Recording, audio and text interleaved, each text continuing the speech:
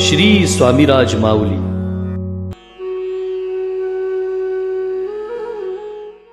स्वामी समर्थ महाराज अक्कलकोटमध्ये नांदत असताना अक्कलकोट नगरीमध्ये त्यांचे असंख्य भक्त होते आणि खऱ्या अर्थाने भक्त होते।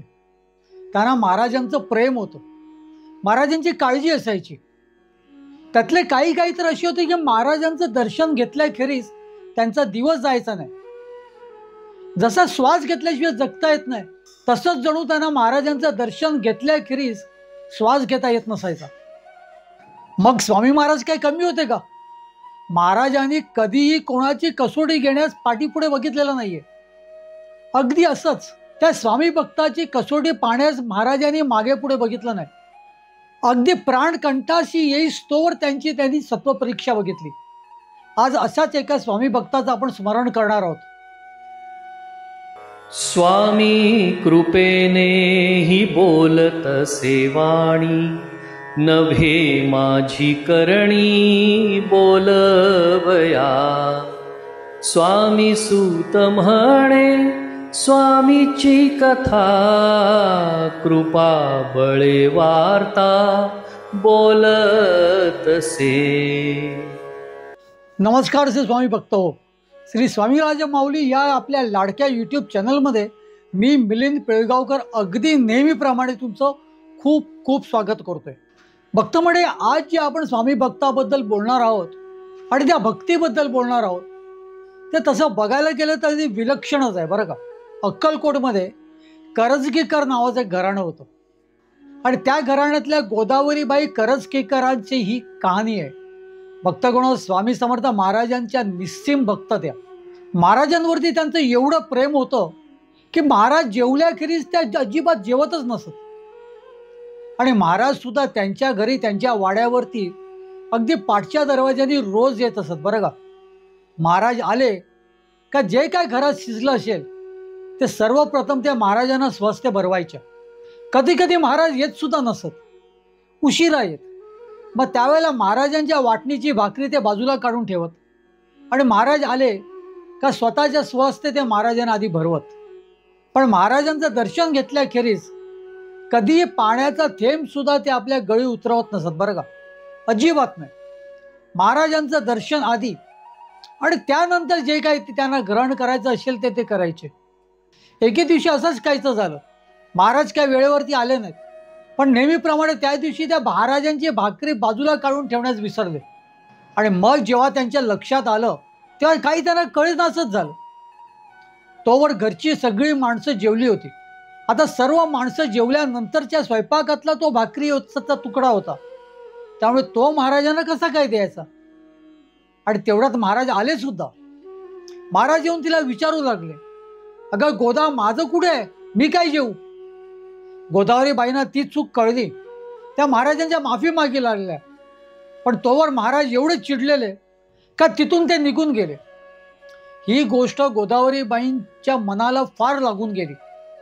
ती महाराजांकडे गेली आणि महाराजांची कान उपटून तिने माफी मागितली। अखेर महाराज खतखतून हसू लागले, अगं बाई, येणार मी तुझ्याकडे, मी रोज येणार असं सांगून स्वामी महाराजांनी तिला निरोप दिला। पण महाराज मात्र तिच्याकडे रोज येत असत। स्वामी महाराजांना जेवू घातल्याशिवाय किंवा महाराजांचं दर्शन घेतल्याखेरीज ती काहीही घेत नसत, अगदी पाण्याचा थेंब सुद्धा। मग काय स्वामी समर्थ महाराज ते आपले, त्यांनी कधी कोणाला असं सुखासुखी सोडलंय का? कधी प्रत्येक भक्ताची अगदी कसोटी बघितल्याशिवाय महाराजांनी त्यांना कधीच जवळ घेतलेलं नाहीये। हे आपल्यासारख्या स्वामी भक्तांना सांगण्याची काही गरज सुद्धा नाहीये। प्रत्येकाला आज सुद्धा त्या वस्तुस्थितीचा काही ना काही अनुभव आहे। महाराज आपली परीक्षा घेतात, अगदी प्राण कंठाशी येईस्तोवर परीक्षा घेतात, पण आपल्याला मरून देत नाहीत। असं म्हणतात ना की तारेवरची कसरत होते खरी, पण महाराज कधी पडून देत नाहीत। होय भक्तगणो, अगदी खरं आहे। आम्हाला सर्व स्वामी भक्तांना हा महाराजांचा अनुभव आहेच आहे, पण आपल्याला टाळणारे सुद्धा तेच आहेत, पदोपदी सांभाळणारे सुद्धा तेच आहेत। त्यामुळे महाराज आपली परीक्षा घेतात, यात आपल्याला काही गैरसुद्धा वाटत नाही। आपण त्या परीक्षेला उतरतो आणि एक खरा स्वामी भक्त जो महाराजांवरती खरं प्रेम करतोय तो त्या स्वामी महाराजांनी घेतलेल्या परीक्षेत उत्तीर्ण सुद्धा होतो। आपण सर्व होतोच होतो, अगदी रोज होतो. भक्तगण गोदाबाई महाराजांचं दर्शन घेतल्याखेरीज पाणीसुद्धा पित नव्हत्या. त्यांचं तेवढं महाराजांवरती प्रेम होतं, तेवढी महाराजांवरती श्रद्धा होती. त्यामुळे महाराज काय जेवले असतील, मग तेच जर अजिबात आज जेवले नसतील तर मी कसं जेवायचं, असे विचार ते करीत असत. आणि त्यामुळे महाराजांचं दर्शन घेतल्याखेरीज, महाराजांना स्वतःच्या हाताने काहीतरी खाऊ घातल्याखेरीज मग त्याला किती उशीर हो, ते कधीच काही घेत नसत. पाण्याचा थेंब सुद्धा घेत नसत, हे मी आवर्जून सांगतोय. स्वामी समर्थ महाराज मग काय, कधी कधी 2 दिवस गायब होत असत. कधी कधी सकाळपासून अगदी संध्याकाळी किंवा रात्र होईस्तोवर महाराज गोदाबाईंना दर्शन देतच नसत. तोवर गोदाबाई अशाच उपोषणात राहत, काही खात नसत, काही पित नसत. महाराजांचं दर्शन घडलं का त्याच्यानंतरच काहीतरी पोटात घेत.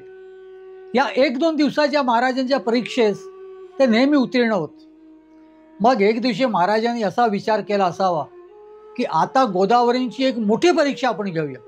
आणि ती मात्र गोदावरीबाईंची खऱ्या अर्थाने सत्व परीक्षा ठरली. महाराज जवळजवळ आठवडाभर तिथून गायब झाले. अक्कलकोटात जरी असले तरी गोदावरीबाई येतात ह्याची त्यांना चावल लागताच ते कुठेतरी जाऊन लपून बसत. कधी कधी तर असं होत असत की महाराजांच्या दर्शनाला जायचं, तो महाराज तिथली घोंगडी ओढून अगदी आपल्या स्वतःला पूर्णतः झाकून तिथे पडून राहायचे. महाराजांचं दर्शन काही गोदावरीबाईंना होत नसायचं. मग त्या दिवशी गोदावरीबाईंचं अगदी कडक उपोषण, काहीही त्या घेत नसत. घेतीलच कशा, महाराजांनी त्या दिवशी काहीच खाल्लं नाहीये, मग आपण कसं घ्यायचं, या विचारामध्ये त्या काहीही घेत नसत. पुन्हा सांगतो, पाण्याचा थेंब सुद्धा त्या घेत नसत. असे 1-2 दिवस गेले, तोवर गोदावरीबाईंनी आपला तग धरला. पण त्यानंतरचं काय, त्यानंतर महाराज कुठेतरी परगावी गेले. कुठे गेले, काय गेले, कोणालाच माहिती नाही. आजच्यासारखे मोबाईल वगैरे नव्हतेच तेव्हा की महाराजांच्या एखाद्या सेवेकऱ्यांना विचारावं फोन लावून की महाराज कुठे आहेत आणि तिथे येऊन दर्शन घ्यावं. म्हणजे शेवटी काय, तर महाराजांनी गोदावरीबाईंना दर्शन दिलेलं नव्हतंच. अगदी अक्कलकोटात असता सुद्धा. आता तर ते अक्कलकोट सोडून कुठेतरी आजूबाजूच्या खेड्यात गेले होते. गोदावरीबाईंना माहिती नव्हतं महाराज कुठे गेलेले आहेत. पण रोज सकाळी उठून जर महाराज आले नाहीत तर मात्र त्या खासावीस होतच. मग त्या ती भाकरी घेऊन महाराजांना शोधण्यासाठी बाहेर निघत. असं रोज होत असत. पण रोज एकच, महाराज अक्कलकोटात नाहीच आहेत आज, महाराज कुठेतरी बाहेर गेलेले आहेत. या गोष्टीची खात्री झाली का गोदावरीबाई बिचारी पुन्हा आपल्या घरी येत. त्या दिवशी त्यांचं कडक उपोषण असायचं. त्या काही घेत नसायच्या, कारण महाराजांचं दर्शनच घडलेलं नाही. महाराजांना आपण काहीच खाऊ घातलेलं नाही. मग त्यांच्या गळी घास कसा उतरणार, आणि काही खाण्याचा त्यांच्या मनात विचार सुद्धा येत नसायचा. पण आता तर 1-2 दिवस नाही तर कितीतरी दिवस असेच लोटले होते. महाराजांनी त्यांची सत्व परीक्षा घेण्याचं ठरवलेलं. 4-5 दिवस झाले. आता मात्र गोदावरीबाई काही न घेतल्यामुळे, पोटात त्यांच्या अन्नाचा कण नसल्यामुळे अगदी अशक्त होऊ लागल्या. पाहता पाहता त्यांना ग्लानी आली. त्या एकाच ठिकाणी पडून राहिल्या. घरची मंडळी सांगत होती, महाराज जिथे असतील त्यांना कोणीतरी काहीतरी ते खाऊ घालणारच. महाराज काय उपाशी थोडी राहणार आहेत, आणि लोक त्यांना उपाशी ठेवतील का. त्या तू काय करतो, थोडं बहुत काहीतरी घे. पण गोदावरीबाई ऐकतील तर खरं. आपली घरची मंडळी आपल्याला काय सांगतायत त्यापेक्षा जास्ती महत्त्वाचं त्यांना महाराज होते. महाराजांना स्वतःच्या हाताने काहीतरी खाऊ घातल्याशिवाय, महाराजांचं यथेच्छ दर्शन घेतल्याशिवाय त्यांच्या गळी घास उतरतच नव्हतं. भक्त म्हणजे त्यात एक महत्त्वाची गोष्ट, ही गोष्ट जर तुम्हाला सांगितली तर तुम्ही सर्व अक्षरशः अगदी इतके तुम्ही आश्चर्यचकित व्हाल की मी नेमकं सांगतो काय तेच तुम्हाला कळणार नाही. या गोदावरीबाई या महाराजांचं दर्शन घेतल्याखेरीज काहीही खात नव्हत्या, काहीही पित नव्हत्या, अगदी कडकडीत उपोषण करत राहायच्या. त्या मूळच्या अंध होत्या, अंध. आहे की नाही. खरोखर हे मी सुद्धा ऐकलं ना तेव्हा मला सुद्धा कळेना असं झालं मी ऐकतोय काय. मग त्या महाराजांचं दर्शन कशा घेत होत्या. कारण आपल्याला असं वाटतं की महाराजांचं दर्शन म्हणजे यथेच्छ महाराजांच्या फोटोचं किंवा महाराजांच्या मूर्तीचं मन भरून तिथे निरीक्षण करणं. आणि हे सगळं काय निरीक्षण करत असताना अगदी हात पसरून महाराजांकडे सगळं मागणं म्हणजेच आपल्याला महाराजांचं दर्शन घडल्यासारखं वाटतं. पण भक्त मंडळ, या गोदावरी बाईंचं ऐकल्यावरती असं वाटतं की दर्शनाची व्याख्याच पूर्णतः बदलते.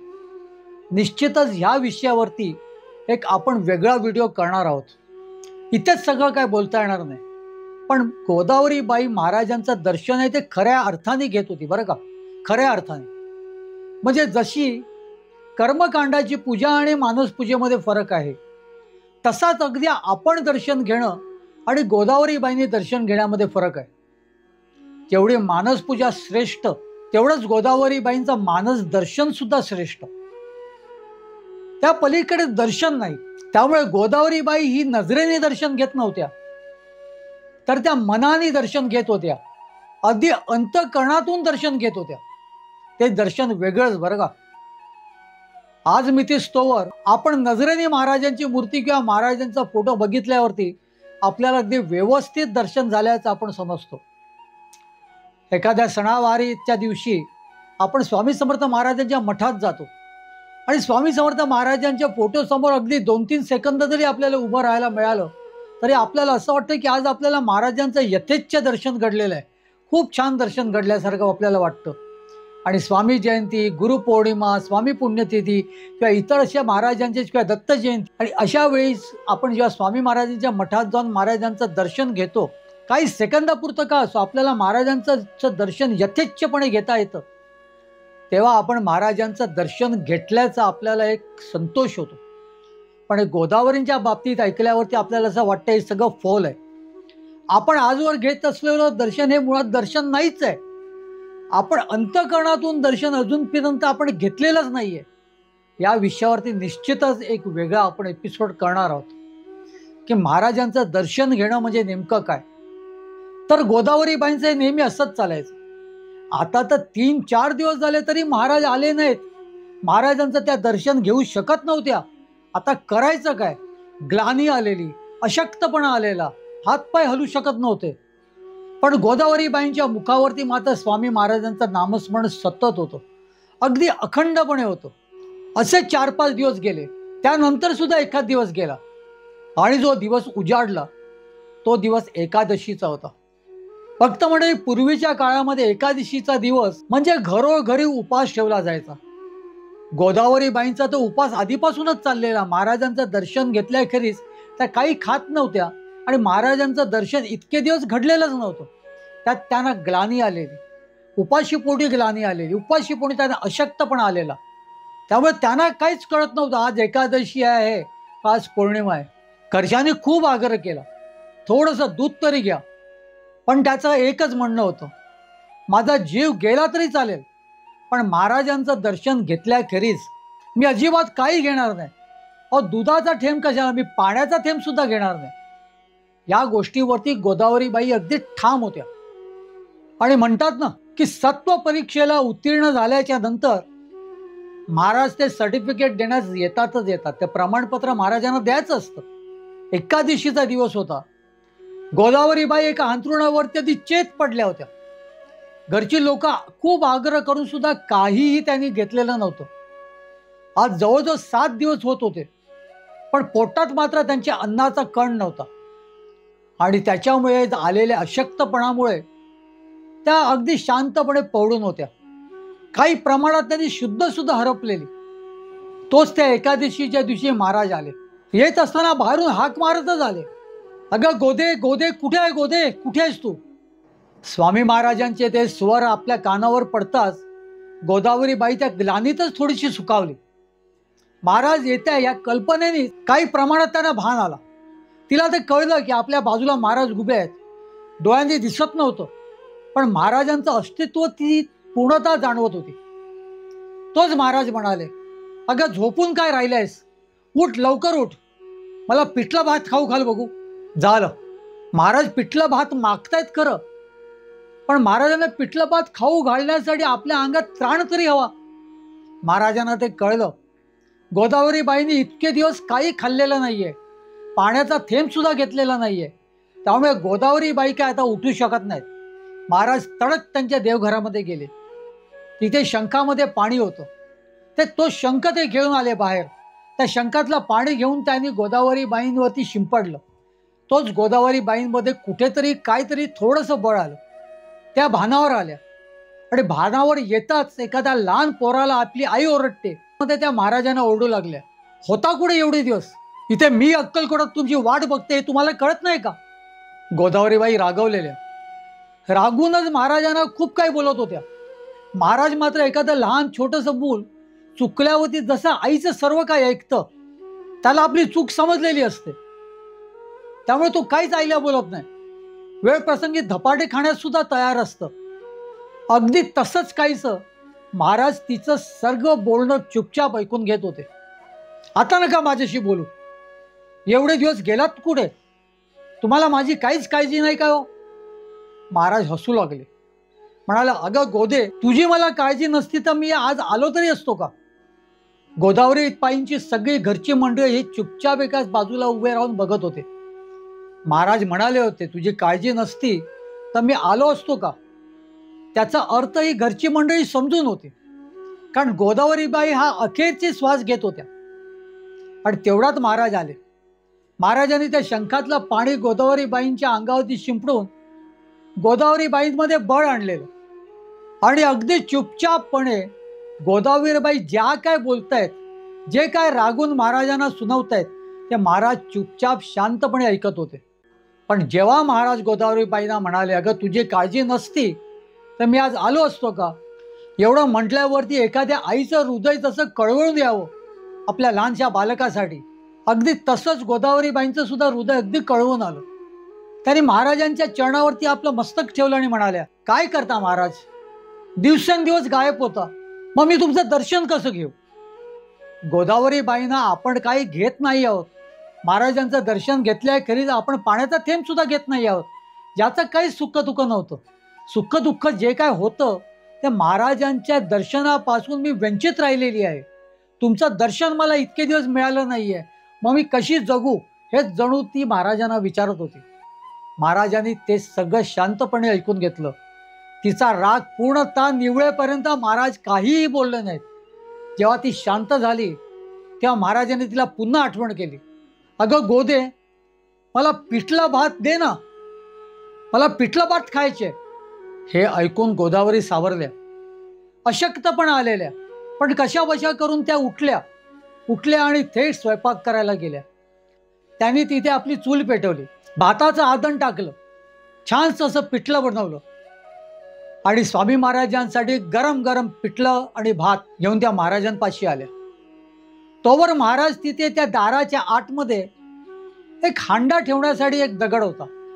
पूर्वीच्या काळामध्ये मोठमोठ्या वाड्यांमध्ये सुद्धा विहिरीवरनं पाणी आणलं की ते पाणी सुरक्षितपणे कोणी त्याला शिवू नये, कोणी त्याला हात लावू नये म्हणून ते ठेवण्यासाठी एक मोठाला एक दगड असायचा. त्या दगडावरती तो पाण्याचा हांडा ते ठेवत असत. त्या दगडावरती महाराज तोवर बसून होते. जोवर गोदावरीबाईंचं पिठलं आणि भात तयार होत नाही तोपर्यंत महाराज तिथे अगदी मुकाट्याने एका शाण्या पोरासारख्या, लहानशा पोरासारख्या बसून होते. गोदावरीबाईंच्या पिठल्या भाताची वाट बघत होते. गोदावरीबाई घेऊन आल्या. पिठला आणि भात गरम होता, हातानेच त्या कालवत होत्या, मध्ये मध्ये फूक मारत होत्या. आणि आता महाराजांचं तोंड भाजणार नाही याची खात्री झाल्यावरती त्या महाराजांना भरवू लागल्या. महाराजांनी एक दोन घास घेतले खरे, पण त्यानंतर महाराज त्यांना म्हणाले की आता तू पण खा. आणि महाराजांनी स्वहस्ते त्या गोदावरीबाईंना ते पिठलं भाताचा घास भरवला. फक्त भाग्य भाग्य ते काय तर साक्षात परब्रह्माच्या हातून अन्नाचा घास खाणं. महाराजांच्या कृपेने, महाराजांच्या वरदहस्ताने, महाराजांच्या आशीर्वादाने कोणीच अक्कलकोटमध्ये उपाशी मेला नाही इथपर्यंत आपण ऐकलं. पण स्वतः महाराजांनी स्वतःच्या हातून एखाद्या कोणाला भरवणं हे फार दुर्मिळ होतं आणि त्याच्यासारखं अहोभाग्य नाही. गोदावरीबाईंना ते लाभलं बरं का, ते लाभलं. आणि महाराजांच्या हातून तो पिठला भाताचा घास खाताच त्या अगदी पूर्वपार झाल्या. त्यांच्या अंगात आलेला अशक्तपणा, त्यांच्यावर आली ती ग्लानी, ती सर्व सर्व सर्व ठीक पूर्णतः पळून गेली. महाराजांचं जसं जेवण झालं तसं महाराजांना त्या पुन्हा सुनवू लागल्या. महाराज असं करू नका बरं का, मला तुमचं दर्शन घेतल्याखेरीज माझा दिवस जात नाहीये. मी बेचैन होते. हे ऐकून महाराज त्यांना समजावू लागले. अगं गोदे, मी संन्यासी.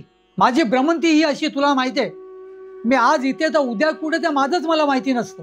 मग अशा वेळेला माझ्या दर्शनासाठी तू उपाशी राहणं हे कितपत योग्य आहे? असं करू नको. माझं नुसतं स्मरण करून जर तू जेवलीस तरी ते तुला दर्शन घडल्यासारखंच नाही का? त्यावर गोदावरी बाई रागून महाराजांना म्हणाल्या, नाही बरं, अजिबात नाही. हे मी तुमचं बिलकुल ऐकून घेणार नाही. आता यापुढे महाराज एक गोष्ट सांगून ठेवते, तुमचं मला रोजच्या रोज दर्शन घडायलाच पाहिजे. नाहीतर खबरदार बघा, मी काही करेन. मी अजिबात काही खाणार नाही. मग मी मेले तरी बेहत्तर. आणि मी तुमच्या या वागण्यामुळेच मरीन बरं का. मी तुमच्याचमुळे मरीन. हे ऐकून महाराज रागवले. महाराज म्हणाले, अगं बघ, मी तुला सांगायचं तेवढं सांगितलं. रोज तुला माझं दर्शन घडायला मी काय तुला बांधील नाहीये. तेव्हा तू रोज जेवत जा. महाराजांना सुद्धा तिच्याबद्दल खूप प्रेम होतं.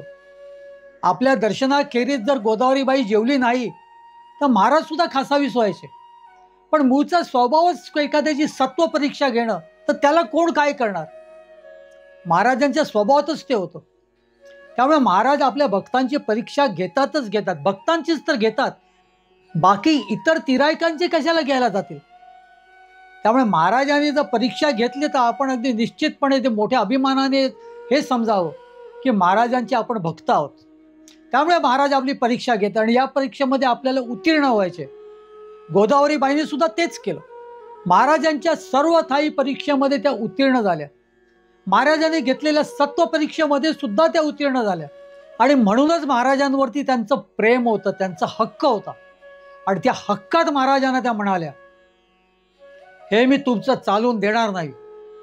मला तुमचं दर्शन घेतल्याखेरीज माझा दिवस जात नाही, किंवा मला तुमचं दर्शन रोजच्या रोज घडलंच पाहिजे. मी ऐकणार नाही.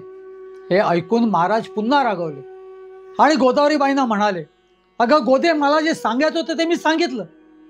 आणि तरी जर सुद्धा तू जेवणार नसशील तर तू तुझ्या नशिबाची मर आपली. आणि एवढं बोलून महाराज तिथून निघाले. आणि महाराज आपल्या दरवाज्याच्या बाहेर आता पाय टाकणार, तोच पाठवून गोदावरीबाईंनी महाराजांना हाक दिली. महाराज काय करता? महाराज तिथेच थांबले. एखाद्या लेकराला आपल्या आईने हाक दिल्यासारखी ती हाक होती. महाराजांनी काढता पाय परत पाठी घेतला आणि पाठी वळून गोदावरीबाईंकडे बघितलं. गोदावरीबाईंचा चेहरा अगदी व्याकुळ होता. त्यांना कळत नव्हतं महाराजांना कसं समजवावं. महाराजांना सुद्धा ते समजलं.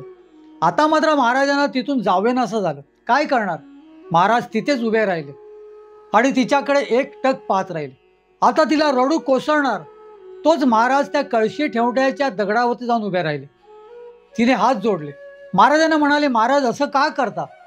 मी काय असं तुमच्याकडे वेगळं मागते? फक्त रोज तुमचं दर्शनच तर मागते ना, त्या पलीकडे मी काय मागते? त्यावर महाराज म्हणाले, घे आता मग दर्शन, अगदी पोट भरून घे. ती हात जोडून महाराजांकडे जणू बघत होती. गोदावरीबाईंना दिसत नव्हतं. गोदावरीबाई अंध होत्या. पण समोर उभे टेकलेले महाराज, त्यांचं अस्तित्व ती जाणवत होती. तिने महाराजांना नमस्कार केला आणि घे आता माझं दर्शन. हे महाराजांचे बोल ऐकून ती काय समजली ते तिचंच तिला माहिती. तिने महाराजांना नमस्कार केला. महाराज सुद्धा प्रसन्न होते. महाराजांनी तिथूनच गोदावरीबाईंकडे खूप प्रेमाने बघितलं. जणू आपलं अस्तित्व कायम तिच्याकडे ठेवून महाराज तिथून निघाले. होय भक्तगणो, त्यानंतर महाराज तिच्याकडे आले काय किंवा कधी आले नाही काय, तिला मात्र महाराजांचं यथेच्छ दर्शन होत असे. कारण ज्या दगडावरती महाराज उभे राहिले होते त्या दगडावरती महाराजांची 2 पावलं उमटली होती. आणि गोदावरीबाईंना सुद्धा ते कळलं होतं. तिच्या अंतःकरणाने ती जाणलेलं की महाराजांचं आता अस्तित्व आपल्याकडे कायम स्वरूपी आहे. त्यातून कधी कधी महाराज तिच्याकडे येत सुद्धा, तिच्या हातून खात सुद्धा. पण जरी महाराज आले नाहीत तरी त्या दगडावर उमटलेल्या पादुकांवरती ती महाराजांच्या वाट्याचं अन्न ठेवायची.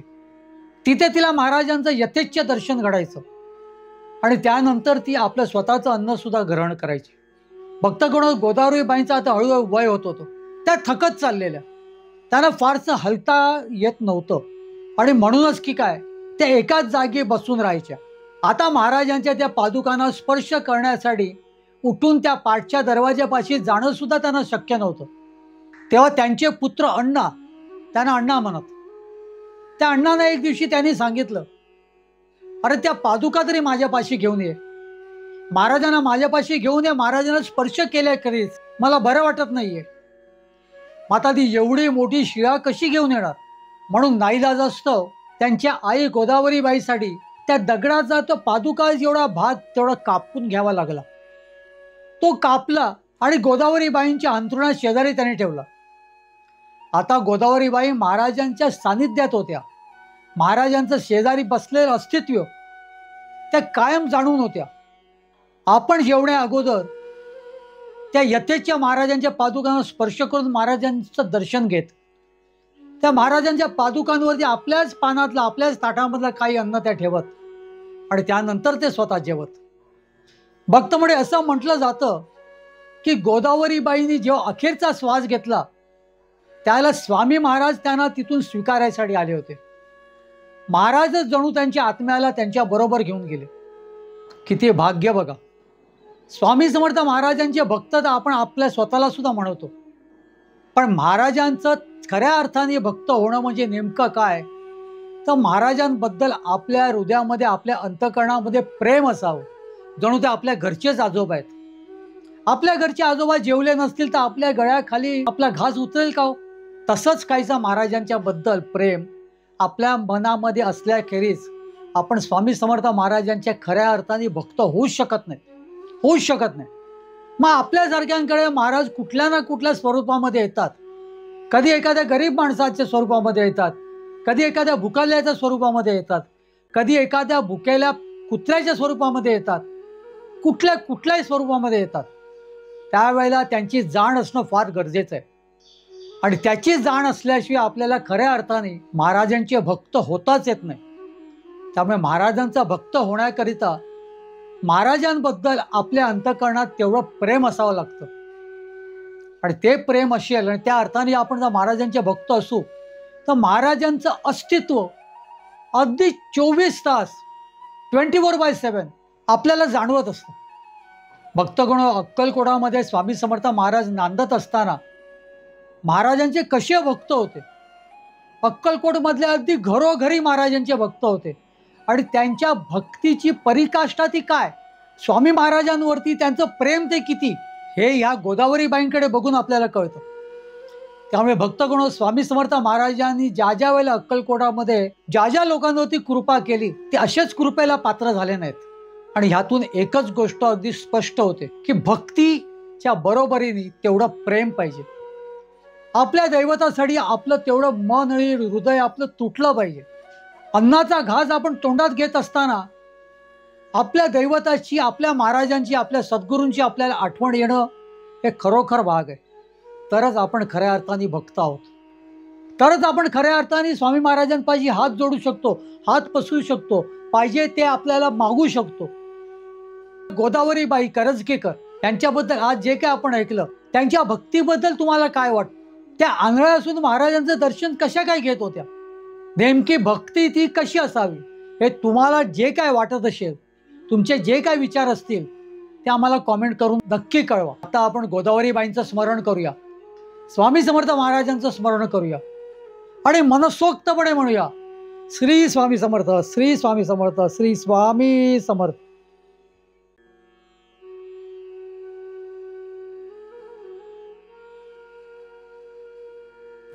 पूर्वी कसं माझे पणजी कसं स्वामी समर्थांचं दर्शन घेतल्याशिवाय अन्न ग्रहण करत नव्हते. स्वामी समर्थ मागच्या दरवाजातून आणि त्या दरवाजा मागच्या साईडने आत येत होते, मागच्या दरवाजातून दर्शन देत होते. इथं जाऊन स्वामी थोडंसं मनाला येईल ते खात पण होते प्रसाद म्हणून. त्यांना काय आवडलं हे माग ते मागत पण होते. कुठं ते काही ठार आंधळेच होते, पण ते स्वामींचं असं ते मना असे डोळ्यात असं असं दर्शन घेत होते. दर्शन म्हणजे आले स्वामी आले असं मी वडिलांकडून ऐकलं पूर्णतः. एकदा असं काय झाला प्रसंग की महाराज आलेच नाहीत, विसरले म्हणा त्यांच्या नित्यकर्मामध्ये. आणि ज्यावेळी महाराज उशीर आले तोपर्यंत माझे पणजी उपाशीच होते. महाराजांना ते कुणीतरी जण सांगितलं की बाबा तुम्ही ह्या वाड्यात अजून गेला नाहीत आणि ते पणजी अजून पण अन्नग्रहण केलेले नाहीत. ते महाराज संतापून आले आणि ते असं म्हणले, तेवढंच काम आहे का माझं जायचं वगैरे, आणि यापुढं तू त्या पादुकाचं दर्शन घेऊनच प्रसाद घेत जा, मी यापुढे कधी तुझ्या जमेल तसं येतो, आलो ते येईन ते येणार नाही. असा प्रसंग फक्त आम्हाला माहिती. अक्कलकोट आम्ही आता 92ला सोडलं आमची पूर्ण फॅमिली.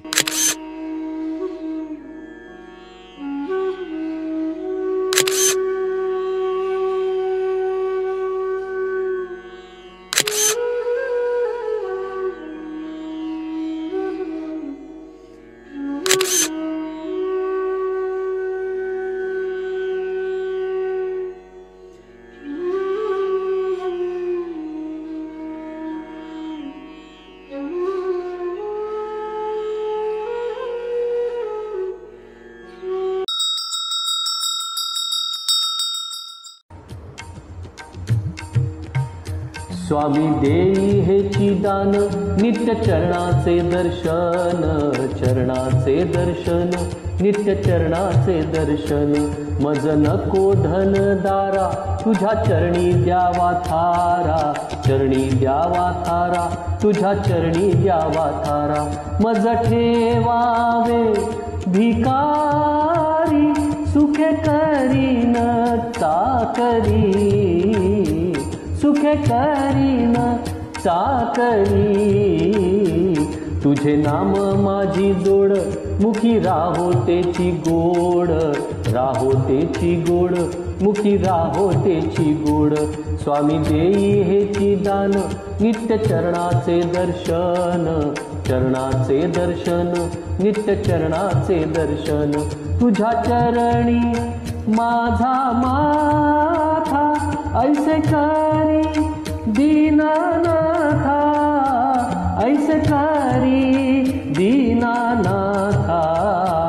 तुझ्या नामी लागो छंद, मज द्यावे दासपद, द्यावे दासपद, मज द्यावे दासपद. स्वामी देई हेची दान, नित्य चरणाचे दर्शन, चरणांचे दर्शन, नित्य चरणांचे दर्शन. सुत मागे हेची दान, सुत मागे हेची दान. तुझ्या चरणी होऊलीन, तुझ्या चरणी होऊलीन. स्वामी देई हेची दान, नित्य चरणांचे दर्शन, चरणांचे दर्शन, नित्य चरणांचे दर्शन. मज नको धन दारा, तुझ्या चरणी द्यावा थारा, चरणी द्यावा थारा, तुझ्या चरणी द्यावा थारा. स्वामी देई हेची दान, नित्य चरणांचे दर्शन, चरणांचे दर्शन, नित्य चरणांचे दर्शन. स्वामी देई हेची दान, स्वामी देई हेची दान, स्वामी देई हेची दान.